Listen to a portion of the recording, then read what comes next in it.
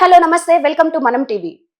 YCP మాజీ మంత్రి పెద్దిరెడ్డి రామచంద్రారెడ్డి ఒకటి కాదు రెండు కాదు ఏకంగా 75 ఎకరాలు అటవీ భూమిని ఆక్రమించాడు అనే వార్తలు బయటకు వచ్చాయి. అసలు ఇది నిజమేనా? దీనిపై మరిన్ని వివరాలు తెలుసుకోవడానికి ప్రయత్నం చేద్దాం. ఇప్పుడు మనతో ఉన్నారు సీనియర్ జర్నలిస్ట్ కట్టా కార్తిక్ గారు. నమస్తే సార్. నమస్తే రమ్య. సార్, వైసీపీ మాజీ మంత్రి పెద్దిరెడ్డి రామచంద్రారెడ్డి 75 ఎకరాలు అటవీ భూమిని ఆక్రమించాడు అని వార్తలు వస్తున్నాయి. దీనిపై చంద్రబాబు నాయుడు గారు కూడా విచారణ జరిపిస్తున్నారు అని అంటున్నారు. ఇది నిజమేనా సార్? నిజంగా ఇప్పుడు ఆవు పక్క దొడ్లో దొంగతనంగా మేత మేస్తే దూడ ఏం చేస్తుంది? ఆవునే ఫాలో అవుతుంది కదా, దూడ కూడా అంతే మేసిద్ది కదా. స్వయంగా ఆ పార్టీ అధినేత మాజీ ముఖ్యమంత్రి జగన్మోహన్ రెడ్డి గారు తన పరిపాలనా కాలంలో అటవీ భూమిని, పర్యాటక భూమిని ఆక్రమించి కొండని గుట్టని తవ్వేసి ఉన్న చెట్టని నరికేసి ఉన్న హరితా ప్యాలెస్ని కూల్చేసి వైశాఖ ఋషికొండ ప్యాలెస్లో పెద్ద ప్యాలెస్ నిర్మించుకున్నాడు 500 కోట్లతోటి. ఇది బయటకు వచ్చింది కదా కూటమి అధికారంలోకి వచ్చిన తర్వాత. ఆ ప్యాలెస్ కూడా ప్రజలందరూ చూశారు కదా. అక్కడ టబ్ ఎంత ఖరీదు, టబ్ పక్కన ఉన్నటువంటి టైల్స్ ఎంత ఖరీదు, బెడ్స్ ఎంత ఖరీదు, ఇవన్నీ కూడా జనాలు గమనించారు, జనాలకు అర్థమైపోయింది. కాబట్టి జగన్మోహన్ రెడ్డిగా ఆ రకంగా ఉన్నప్పుడు ఆ పక్కన ఉన్నటువంటి అనుచరులు, అమాక్షులు, ఆయన ఫాలో అయ్యే వాళ్ళంతా కూడా ఆయన చేసిన విధంగానే చేస్తారు. ఇప్పుడు మొన్ననే బయటకు వచ్చింది సజ్జల రామకృష్ణారెడ్డి గారు దాదాపు 150 ఎకరాల అటవీ భూమిని ఆక్రమించేసుకున్నారు. కడప శివారు ప్రాంతంలో పెద్ద విలాసవంతమైన ప్యాలెస్ కట్టుకున్నారు అనే విషయం బయటకు వచ్చింది. ఇది బయటకు వచ్చినటువంటి కొన్ని రోజులకి ఇవాళ పెద్దిరెడ్డి రామచంద్రారెడ్డి గారు బయటకు వచ్చింది. 75 ఎకరాలు ఉమ్మడి చిత్తూరు జిల్లా మంగళంపల్లి గ్రామ శివారు ప్రాంతంలో అటవీ భూమి ఉంటుందంట.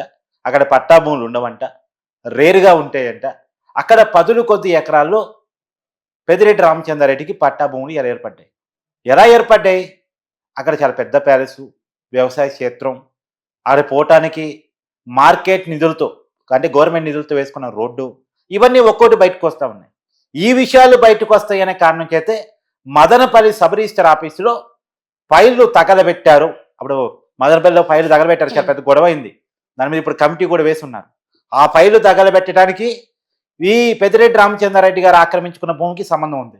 ఈ భూమికి సంబంధించిన ఫైల్స్ ఏవైతే ఉన్నాయో అవి అక్కడ ఉన్నాయి కాబట్టి తగలబెట్టారు అనేటువంటి విషయాలు ఇవాళ బయటకు వస్తూ ఉన్నాయి. దీని మీద ఇవాళ ముఖ్యమంత్రి చంద్రబాబు గారు రివ్యూ చేస్తున్నారు. రివ్యూ చేసి విచారణ కమిటీ వేస్తారు.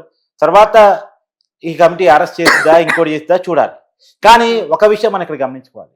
ఇప్పుడు అడవిని నమ్ముకొని, అడవిలో పుట్టి, అడవిలో పెరిగి, అడవి భూముల్లో సాగు చేసుకుందామని చెప్పేసి అనుకునేటువంటి గిరిజనులకి మీద చాలా కేసులు పెడతా ఉంటారు అటవీ పోలీసులు. పోడు భూములు సాగు చేసుకుంటా ఉంటే వాళ్ళ మీద నాన్ బెయిలబుల్ కేసులు పెడతా ఉంటారు, బెయిల్ కూడా రానివ్వరు. అలాంటిది సామాన్యుల మీద అయితే ఇలా ప్రవర్తిస్తారు. పెద్దవాళ్ళు అటవీ భూములు ఎకరాలకు ఎకరాలు కబ్జా చేస్తుంటే ఈ అటవీ అధికారులు ఏం చేస్తున్నారు, రెవెన్యూ అధికారులు ఏం చేస్తున్నారు అంటే సామాన్య గిరిజనుల మీద, భూమి పుత్తుల మీద, గిరి పుత్తుల మీద, ఆ భూమి మీద హక్కున్నటువంటి వాళ్ళ మీద, అటవీ సంపదని రక్షించి దాని మీదే ఆధారపడి జీవనాన్ని కొనసాగించే వ్యక్తుల మీద మీరు పెడతారు కేసులు. నాన్ కేసులు పెడతారు, జైలులో పెడతారు, వాళ్ళని ఇబ్బందులు పెడతారు, వాళ్ళ మీద లాఠీ చార్జీలు చేస్తారు. భూములు మాకు కావాలి, మేము సాగు చేసుకుంటాం అన్న పాపానికి. ఇలాంటి పెద్ద వ్యక్తులకి మాత్రం సలాములు కొడతారా, సహకరిస్తారా, వాళ్ళ పేరు మీద పట్టాలు మార్చేస్తారా? అంటే వైసీపీ అధికారం సమయంలో ఎవడు ఇష్టారీతన, ఎవడు సాధ్యమైనంత వరకు, ఎవడు శక్తి మేరకు వాడు దేవాలయ భూములు లేదు, అటవీ భూములు లేదు, రెవెన్యూ భూములు లేదు, సామాన్యుడి పట్టా భూములు లేదు. ఎవడు సాధ్యమైనంత వరకు వాడు ఆక్రమించేసుకున్నాడా?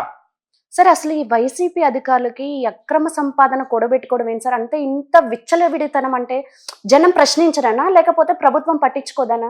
అంటే జనాలకి పప్పులు బెల్లాలు వేస్తున్నాం, అంటే సంక్షేమ పథకాలు వేస్తున్నాం. ఆ మాయలో ఉండి, ఆ ట్రాష్లో ఉండి మేము ఏం చేసినా పట్టించుకోరు అని అనుకోవటం. ఇప్పుడు ఎగ్జాంపుల్ కొంతమంది దొంగ బాబాలు, దొంగ సిద్ధాంతులు, దొంగ వాళ్ళు ఏం చేస్తుంటారు. ఇప్పుడు ఎగ్జాంపుల్ వీరప్పన్ గురించి మనం వింటుంటాం, స్మగ్లరు.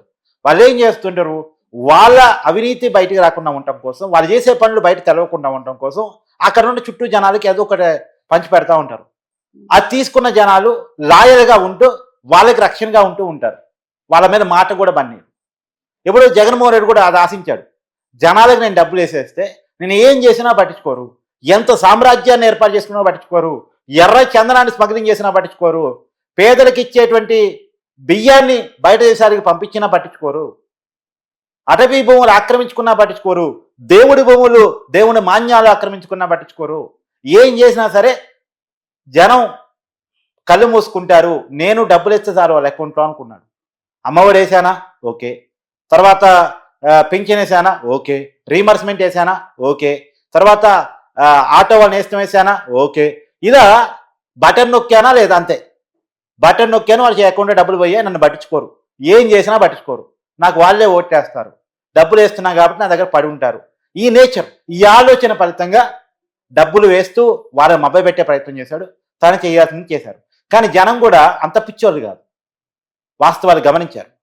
జగన్మోహన్ రెడ్డి మళ్ళీ అధికారంలోకి వస్తే ఆంధ్రప్రదేశ్ నమ్మేస్తాడు, మా భూములు ఆక్రమించేసుకుంటాడు, జీవితాలు లేకుండా చేస్తాడు, భవిష్యత్తుకి ఫ్యూచర్కి అవకాశాలు లేకుండా చేస్తాడని చెప్పేసి ఆశించినటువంటి ప్రజలు తేరుకొని మేలుకొని పనిగట్టుకొని ఎక్కడెక్కడో విదేశాల్లో సెట్ అయిన వాళ్ళు కూడా లక్షలాది రూపాయల టికెట్లు పెట్టుకొని హైదరాబాద్ నుంచి పొలోమని బస్సులు లేకపోతే, బస్సులు చాలకపోతే, టికెట్ దొరకకపోతే 2 వీలర్స్ మీద ఫ్యామిలీలు చిన్నపిల్లలను కూడా వేసుకొని పోయి ఓట్లేసి జగన్మోహన్ రెడ్డిని ఓడించారు. సరే, అయితే ఇప్పుడు ఆంధ్రప్రదేశ్ పరిస్థితి వింటుంటే ఘోరమైన అప్పుల్లో ఉందంటున్నారు. కానీ వైసీపీ అధికారులకు ఆస్తులు మట్టుకు ఎలా పెరిగాయంటారు? ఈ అప్పులు వాళ్ళకి ఆస్తులుగా మారాయి కాబట్టి, అప్పులు ప్రజలకి, ఆస్తులు వాళ్ళకి. వాళ్ళు అప్పులు తీసుకొచ్చిందంటూ కొంత ప్రజలకు పంచిపెట్టారు సంక్షేమ పథకాల ద్వారా, మెజార్టీ దాన్ని వాళ్ళు తిన్నారు కాబట్టి. ఇప్పుడు లిక్కర్లో తిన్నారు, భూముల్లో తిన్నారు, తర్వాత ఇసుకలో తిన్నారు, మట్టిలో తిన్నారు, బియ్యంలో తిన్నారు, పోర్టులు లాగేశారు, కంపెనీలు లాగేశారు, ఇండస్ట్రీస్ని పంపించేశారు, నీటిని స్వాధీనం చేసేసుకున్నారు, గుట్టలు తవ్వేశారు, కొండలు ఆక్రమించేసుకున్నారు, అడవుల్ని వాటేసుకున్నారు, ఎర్రచందనాన్ని బయటికి పంపించేశారు, అటవీ సంపదని కబ్జా చేసి పడేశారు. ఇది అదే లేదు, దేంట్లో అవకాశం ఉంటే దాంట్లో అవినీతి చేశారు. ఎందెంతో వెతికినా అందంతో కలిసి అవినీతి జగన్మోహన్ రెడ్డి అని ఇలా పాట పాడుకోవాల్సిన పరిస్థితిలో ఆంధ్రప్రదేశ్ పడింది. దేంట్లో వెతికినా సరే దాంట్లో అవినీతి కనపడితే పరిస్థితి. ఇవాళ పెద్దిరెడ్డి రామచంద్రారెడ్డి ఉమ్మడి చిత్తూరు జిల్లాకు పెద్ద మనిషిగా చెప్తా ఉంటాడు, సీనియర్ నాయకుడిగా చెప్తా ఉంటాడు. గత అనేక సార్లుగా ఎమ్మెల్యేగా ఉన్నాడు, ఇప్పుడు కూడా పొంగనూరు ఎమ్మెల్యేగా ఉన్నాడు. అదే పొంగనూరు నియోజకవర్గంలో మంగళపల్లిలో 75 ఎకరాల అటవీ భూమిని ఆక్రమించుకున్న విషయాలు బయటకు వస్తున్నాయంటే జనాలు ఆలోచించుకోవాలి. ఇట్లాంటి వ్యక్తులను మన ఎమ్మెల్యే. అయితే విచారణలో నిజమని తెలిస్తే, తను ఆక్రమించుకున్నాడు అని తెలిస్తే తనకి ఎటువంటి శిక్ష పడే అవకాశం ఉందంటారు? అటవీ భూమిని ఆక్రమించుకోవటం అనేది అటవీ చట్టాల ప్రకారం చాలా పెద్ద నేరం. ఈ నేరం కింద ఖచ్చితంగా నాన్ బెయిలబుల్ కేసులు పెట్టే అవకాశం ఉంటుంది. ఇదే కనుక తేల్చగలిగితే, ఇప్పటికి ఆ ఫైల్ తగలబెట్టారని తెలుస్తూ ఉంది. ఆ ఫైళ్ళు మరి ఎట్ట తప్పిస్తారు, సిస్టమ్ అయ్యి ఉన్నాయా? యాక్చువల్గా ఇప్పుడు అన్ని ఫైల్స్ అన్ని కంప్యూటరైజ్ అయ్యి ఉంటాయి జనరల్గా అయితే. మరి కంప్యూటర్లో కూడా తగలబెట్టారా, సిపియూలు తగలబెట్టారా, ఈ విషయాలన్నీ బయటకు రావాలి. నిజానికి అది ప్రభుత్వ భూమిగా కనుక తెలిస్తే నాన్ బెయిలబుల్ కేసులు బుక్ అయ్యే అవకాశం ఉంది, అరెస్ట్ అయ్యే ప్రమాదం ఉంది, జైలు జీవితాన్ని గడిపే అవకాశం ఉంటుంది. ప్లస్ ఈ భూమిని ప్రభుత్వం ఆక్రమించేసుకుంటుంది.